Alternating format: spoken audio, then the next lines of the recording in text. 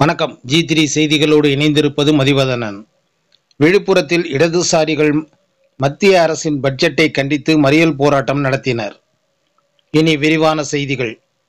விழுப்புரம் மாவட்டம் ஒன்றிய பாஜக அரசின் பாரபட்சத்தை கண்டித்து விழுப்புரத்தில் மார்க்சிஸ்ட் கம்யூனிஸ்ட் கட்சி மற்றும் இந்திய கம்யூனிஸ்ட் கட்சி இணைந்து மறியல் போராட்டத்தில் ஈடுபட்டனர்.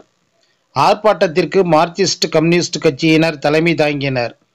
பாஜக அரசின் பட்ஜெட்டை கண்டித்து கண்டன கோஷங்கள் எழுப்பியவாறு மறியல் போராட்டத்தில் ஈடுபட்டனர்.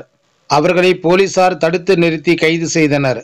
விழுப்புரம் 4 முனை சந்திப்பிலிருந்து ஒன்றிய பாஜக அரசின் பட்ஜெட்டை கண்டித்து பதாதைகளை கையில் ஏந்தியவாறு பேரணியாக சென்று விழுப்புரம் திருச்சி நெடுஞ்சாலையில் பாரத ஸ்டேட் வங்கியின் முன்பு மறியல் போராட்டத்தில் ஈடுபட்டனர்.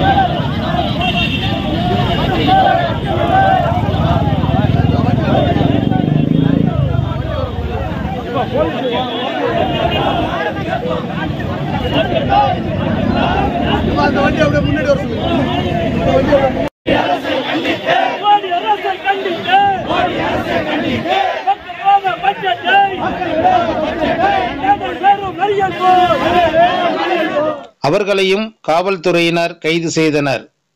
G3 செய்திகளுக்காக விழுப்புரம் செய்தியாளர் ராஜேஷ் கண்ணன்.